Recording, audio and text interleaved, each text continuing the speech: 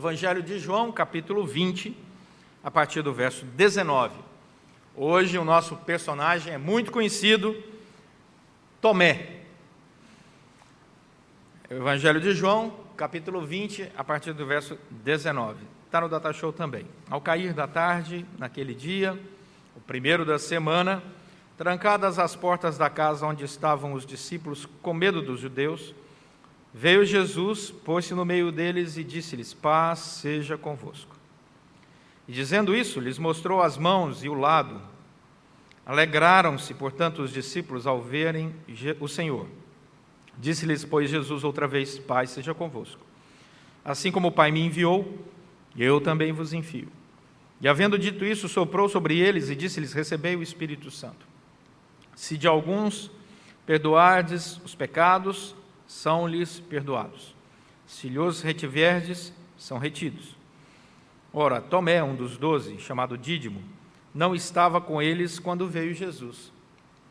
Disseram-lhe então os outros discípulos: vimos o Senhor. Mas ele respondeu: se eu não vir nas suas mãos o sinal dos cravos, e ali não puser o dedo, e não puser a mão no seu lado, de modo algum acreditarei. Passados 8 dias, estavam outra vez ali reunidos os seus discípulos e Tomé com eles. Estando as portas trancadas, veio Jesus, pôs-se no meio e disse-lhes: paz seja convosco. E logo disse a Tomé: põe aqui o dedo e vê as minhas mãos. Chega também a mão e põe-na no meu lado. Não sejas incrédulo, mas crente. Respondeu-lhe Tomé: Senhor meu e Deus meu. Disse-lhe Jesus: porque me viste, creste? Bem-aventurados os que não viram e creram. Será que nós vamos ter vacina em janeiro? Qual será a melhor vacina? Você vai tomar qualquer uma que aparecer? Quem é que vai ganhar a eleição hoje? Será que eles vão conseguir arrancar o Donald Trump da Casa Branca? Perguntas não faltam. O tempo inteiro a nossa cabeça faz perguntas. E nós dialogamos com pessoas e temos dúvidas e dúvidas e dúvidas. Algumas dúvidas são interessantes, algumas dúvidas são engraçadas, algumas dúvidas são existenciais, algumas dúvidas são espirituais, algumas dúvidas são financeiras. Mas todos nós temos dúvidas. Existe até a dúvida de quem duvida da dúvida que você está tendo. E existe até aquela dúvida que é para você, se você estiver sobre a acusação, uma dúvida super positiva, porque alguém pode dizer: não, você tem o benefício da dúvida. William Shakespeare dizia: a dúvida prudente é considerada como o farol do sábio. A dúvida prudente é considerada como o farol do sábio. Então nós começamos a perceber, quando pensamos sobre dúvida, que a dúvida ela é natural. Mas existe a dúvida boa e a dúvida ruim. A dúvida boa é aquela que produz reflexão. A dúvida boa é aquela que busca o conhecimento a partir da sua dúvida. A dúvida boa tem a ver com a segurança. Será que eu tranquei a porta de casa? Será que a pessoa que está viajando comigo colocou o cinto de segurança? Essa é uma dúvida boa, porque ela é proativa, porque ela é transformadora. A dúvida no campo espiritual, quando ela é boa, ela fortifica a fé. A dúvida no campo espiritual, quando ela é verdadeiramente boa, ela solidifica a sua confissão de fé. Mas existe aquela dúvida que é ruim. E a dúvida, ela é ruim quando ela produz medo, insegurança.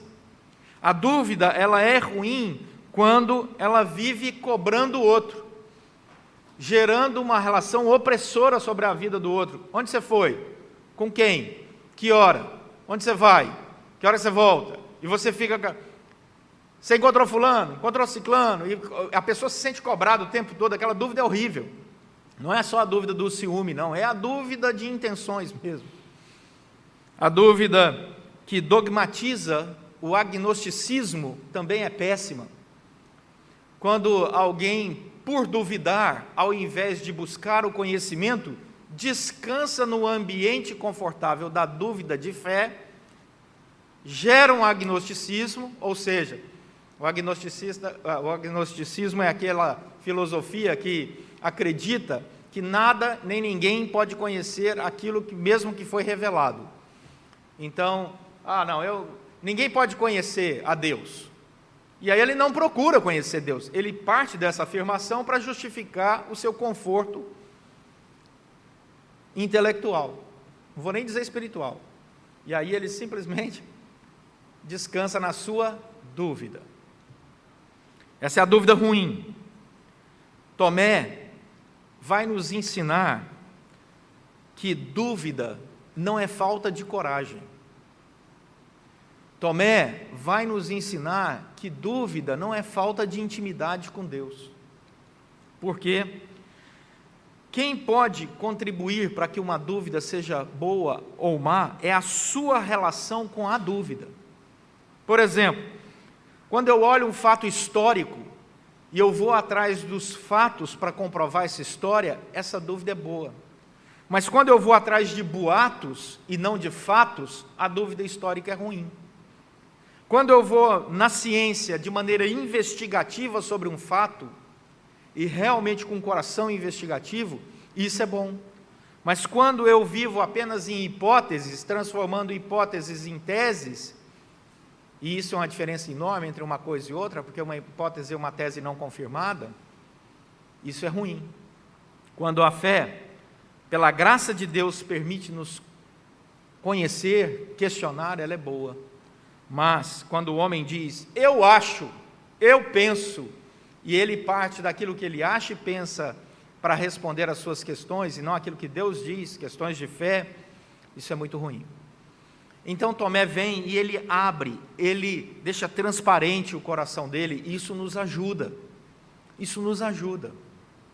Sabe por quê? Nos 4 evangelhos, se você ler os 4 evangelhos, nos 4 evangelhos, você encontra os discípulos, no plural, duvidando da ressurreição de Cristo. Nos 4 evangelhos.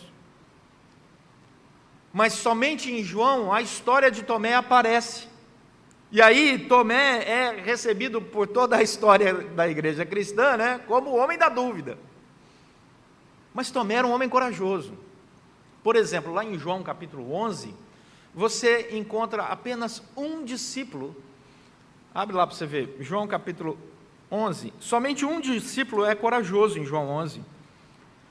Na época da ressurreição de Lázaro, Jesus fala assim para os discípulos: vamos retornar para a Judeia. Versículo 8 diz que os discípulos reuniram e falaram: Senhor Jesus, os judeus que estão lá procuram te apedrejar, e o Senhor quer voltar para lá? Versículo 8. Versículo 16. Então Tomé, chamado Dídimo, disse aos discípulos: nós vamos também com Jesus, e nós vamos lá para morrer com ele, se for necessário. Quer dizer, esse homem que é conhecido como o homem da dúvida, por muitos, foi esquecido que foi, na verdade, o primeiro homem corajoso que disse: eu vou com Jesus, vamos voltar para a Judéia, e se tiver que morrer, vamos morrer com ele. Portanto, dúvida não é sinal de falta de coragem. Isso Tomé vai nos ensinar muito claramente. Segunda coisa que nós precisamos aprender é que pessoas reagem de maneira diferente quando grandes experiências espirituais acontecem em suas vidas. Dúvidas espirituais são tão comuns quanto qualquer outra dúvida. Hoje, quando você abriu lá o guarda-roupa e você pensou assim: eu vou com essa camisa ou com aquela? Foi uma dúvida. Isso é tão comum como qualquer outra dúvida espiritual. Daí, o texto vai nos mostrar, por exemplo, em João capítulo 20, vou colocar o texto lá para você, versos 11 a 18, que quando Maria Madalena, das 10 aparições de Jesus, essa foi a primeira, ela tem a maravilhosa, a experiência de encontrar o Jesus ressurreto. Olha o que diz o texto: Maria, entretanto, permanecia junto à entrada do túmulo chorando, e enquanto chorava, abaixou-se e olhou para dentro do túmulo. Viu 2 anjos vestidos de branco sentados onde o corpo de Jesus fora posto, um à cabeceira e outro aos pés. Então eles lhe perguntaram: mulher, por que choras? Ela lhes respondeu: porque levaram o meu Senhor, e eu não sei onde o puseram. Tendo dito isso, voltou-se para trás e viu Jesus de pé, mas não reconheceu que era Jesus. Perguntou-lhe Jesus: mulher, por que choras? A quem procuras? Ela, supondo ser o jardineiro, respondeu: Senhor, se tu o tiraste, dize-me onde o puseste, e eu o levarei. Disse-lhe Jesus: Maria.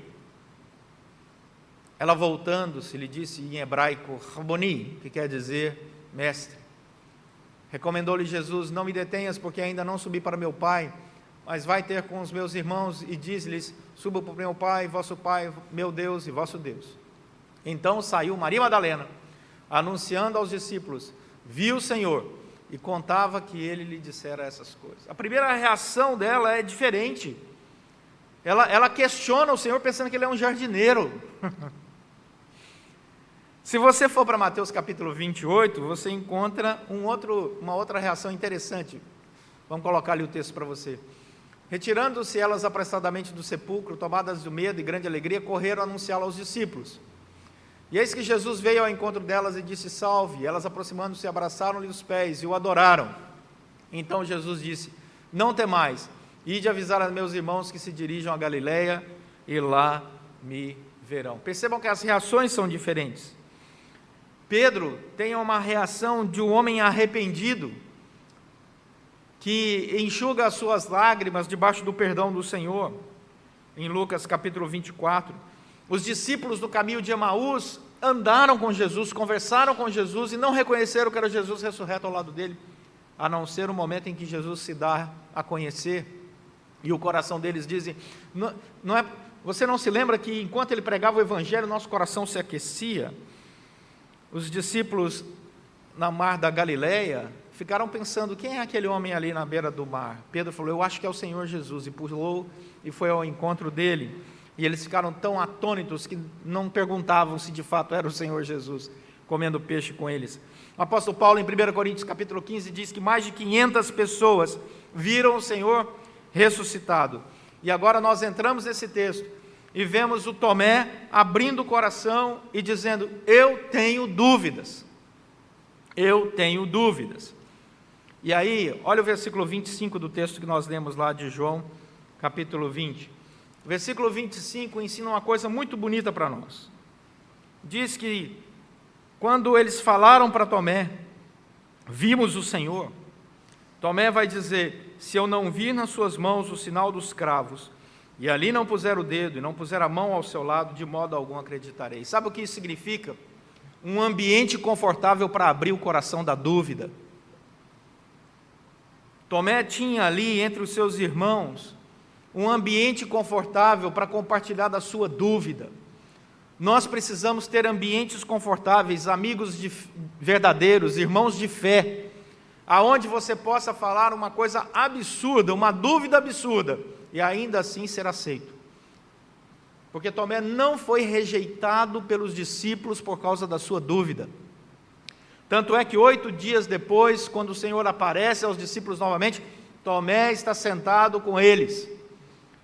Esses discípulos não falaram para Tomé: Tomé, aqui não tem lugar para dúvida, você está duvidando, então você não anda mais conosco. Não, Tomé sabia que aquele ambiente era seguro, que aquele ambiente ele podia abrir o coração. Dúvidas precisam de ambientes onde a nossa alma encontra conforto, segurança, amabilidade, aonde as pessoas compreendem as nossas dúvidas. Não é porque somos cristãos, não é porque conhecemos a palavra do Senhor, não é porque temos uma caminhada com Cristo, que vamos fechar as portas dos nossos corações àqueles irmãos e irmãs que duvidam, que têm crises existenciais, crises de fé. Esse ambiente tem que ser um ambiente confortável, seguro. Os discípulos não saíram proclamando para os 4 ventos: viram Tomé? Colocando no Facebook da época, né? Tomé, não seja como Tomé. Hashtag Tomé não. Não, eles não fizeram isso.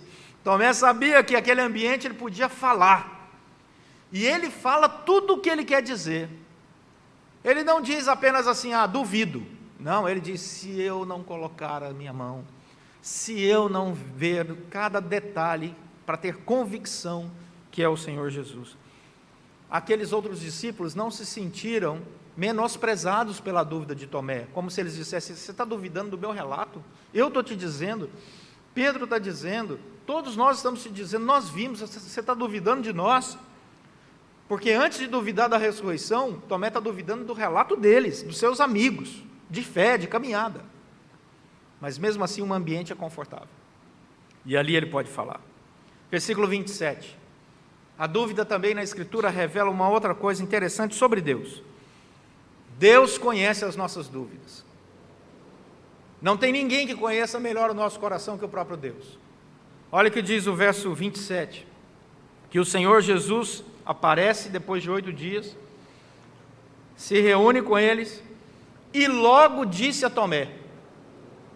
Jesus não precisou ser informado por qualquer discípulo sobre a dúvida de Tomé. Jesus não precisou que alguém falasse para ele, olha, Tomé, o Senhor vem aqui do lado, deixa eu te falar uma coisa, depois que o Senhor apareceu, já tem 8 dias que o Senhor não anda conosco, deixa eu te contar o que Tomé fez. Não, o Senhor chega, já olha para Tomé e diz assim, Tomé, põe aqui o dedo, vê as minhas mãos, chega também a mão, põe aqui do meu lado.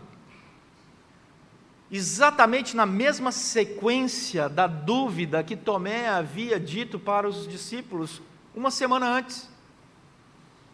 O Senhor, ele diz para Tomé aquilo que vários homens e mulheres ao longo de toda a Escritura experimentaram, o Deus que conhece os nossos corações. Várias vezes no Evangelho você vai ver Jesus dizendo assim, por que sobe dúvida no seu coração? Ou em algum texto do Evangelho dizendo assim, e Jesus, conhecendo o que passava no coração deles, disse, Deus sabe o que passa no nosso coração. Deus sabe se as nossas dúvidas são verdadeiras ou falsas. Deus sabe a motivação das nossas dúvidas, aonde nós queremos chegar com a resposta que nós estamos perguntando para nós mesmos. Deus sabe. Muitas vezes as pessoas podem não nos compreender, mas Deus sabe. E Ele vem para responder. E aí nós vemos uma outra característica interessante. Ele responde a cada um de uma maneira muito especial. No caso de Tomé, a resposta foi direta. Tomé, não seja incrédulo, mas presbiteriano, desculpem, mas crente. Né? Não seja incrédulo, mas crente.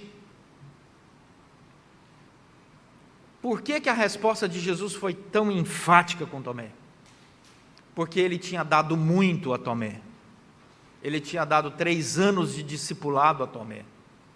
Ele tinha falado sobre a sua ressurreição. Ele tinha anunciado que ele seria morto, crucificado e que ressuscitaria ao 3º dia. Tomé tinha ouvido vários sermões de Jesus. Tomé tinha visto vários milagres de Cristo Jesus. Portanto, a resposta para Tomé é direta. Tomé, eu te dei muito, você não pode ter esse tipo de dúvida desse jeito. Vamos resolver o problema, não seja incrédulo, seja crente. Jesus não precisou falar mais nada, bastava. Tanto é que a resposta de Tomé no verso 28 é Senhor meu e Deus meu. É uma confissão de fé, é uma confissão de fé, é uma entrega, é um pedido de perdão, é uma vergonha santa. Mas um Tomé que tinha muita experiência com o Senhor. Deus responde a cada um de uma maneira. Para alguns, nas suas dúvidas, Deus é direto. Para outros, Deus trabalha o coração, vai caminhando. Para outros, o Senhor mesmo consola. Caso de João em Apocalipse. João está em Apocalipse chorando, envolvido na revelação, e a palavra do Senhor diz que o próprio Senhor vem para consolar o coração de João. Calma, João. João está dizendo lá em Apocalipse: quem vai abrir?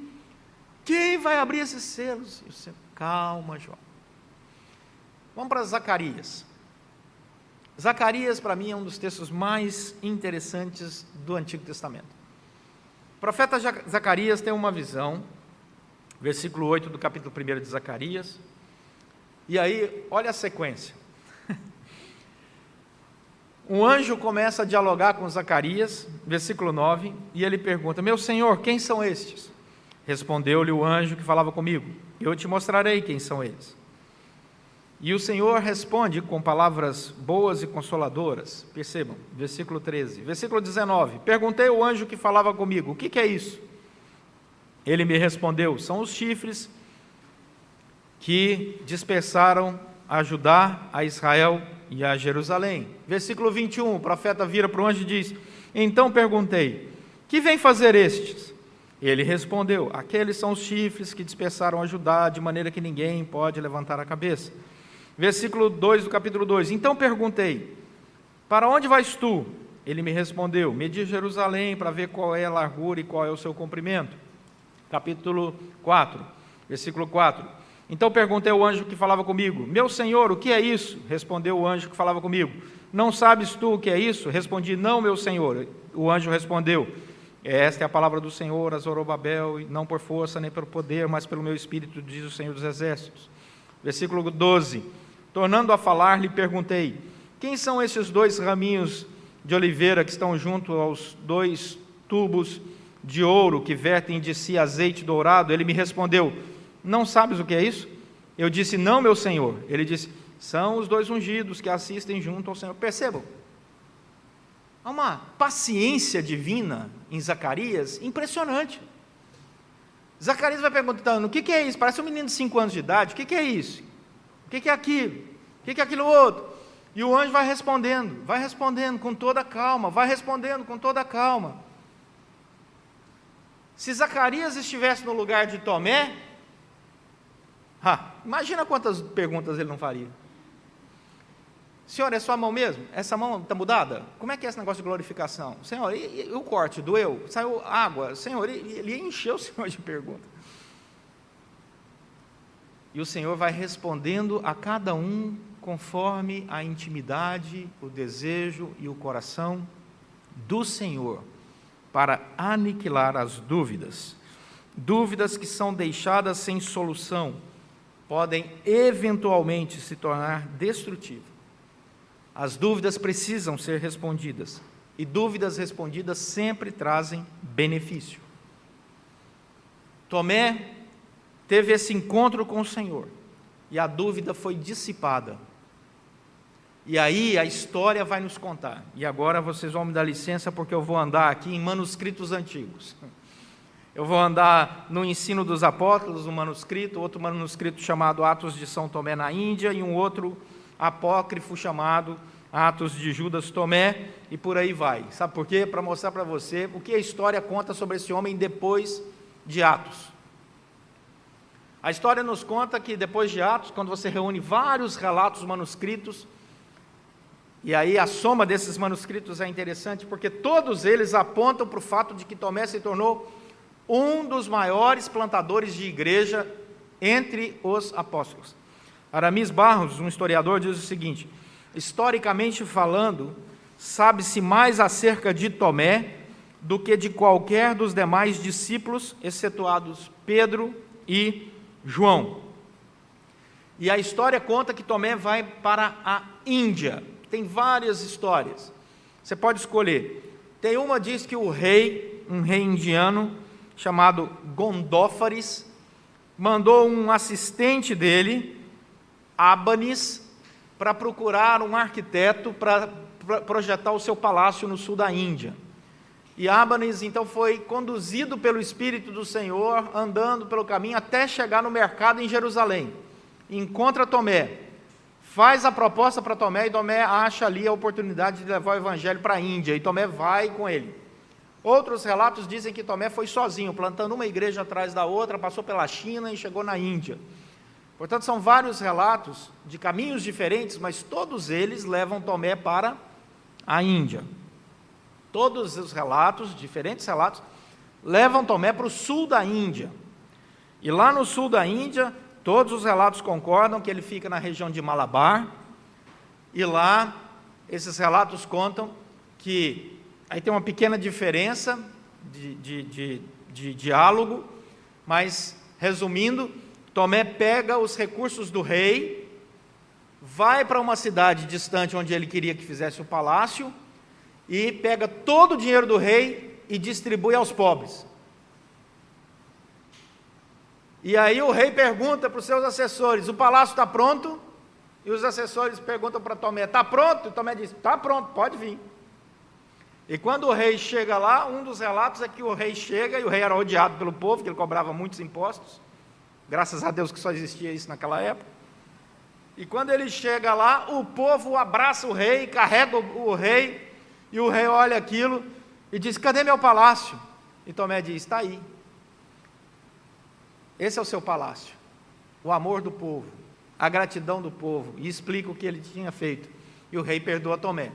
Outro relato diz que Tomé fez isso, distribuiu o bem aos pobres, e o rei mandou aprisionar Tomé e iria matar Tomé. Outro relato diz, então, que nesse espaço de tempo, entre prisão e morte, o irmão do rei, chamado Gad, morre e volta à vida.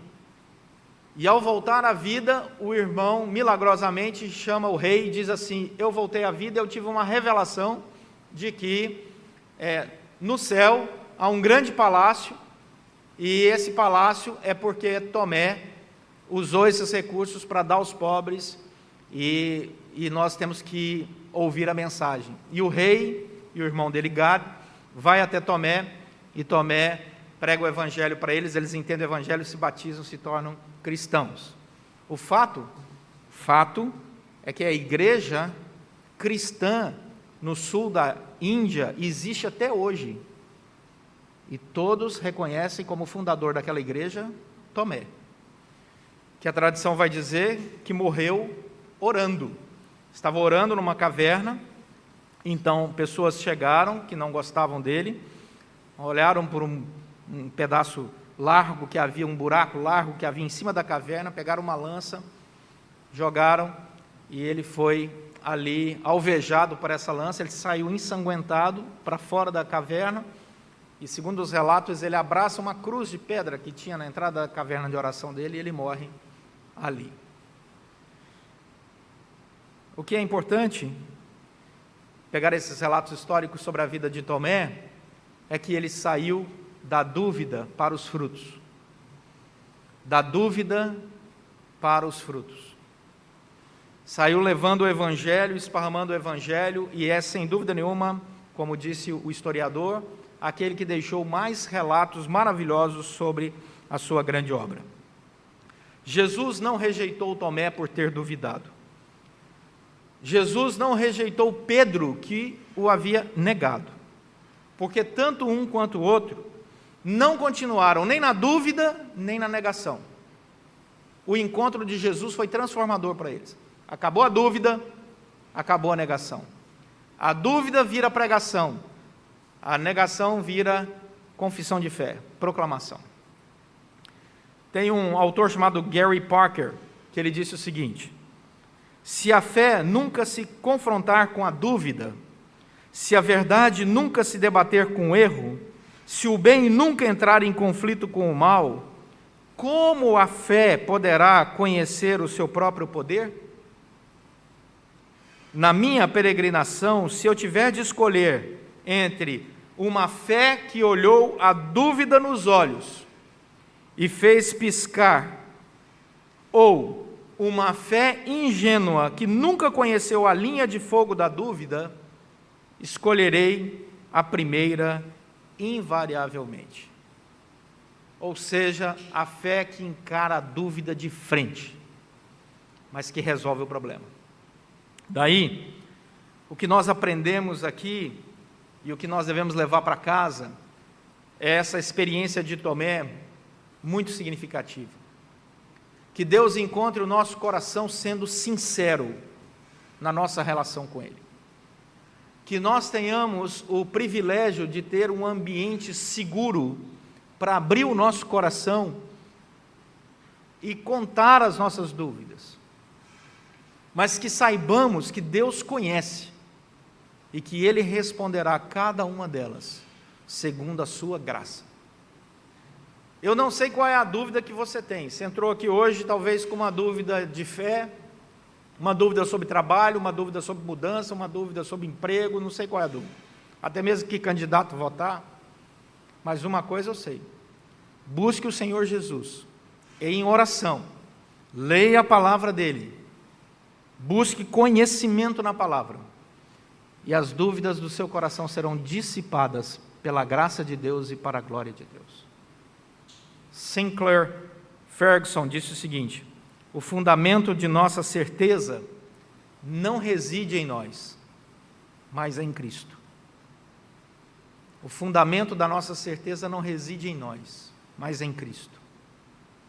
Ele é a nossa certeza, Ele é a nossa segurança, Ele é a nossa confiança, e Ele não nos deixa sozinhos, mesmo quando estamos em dúvida, Ele vem e responde a nossa oração. Vamos orar.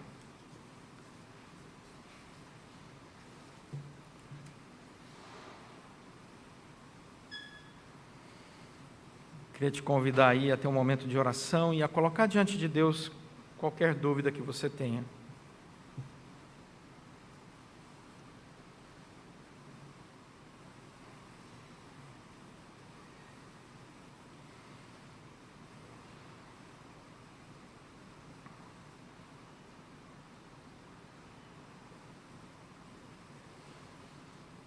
Ele sabe.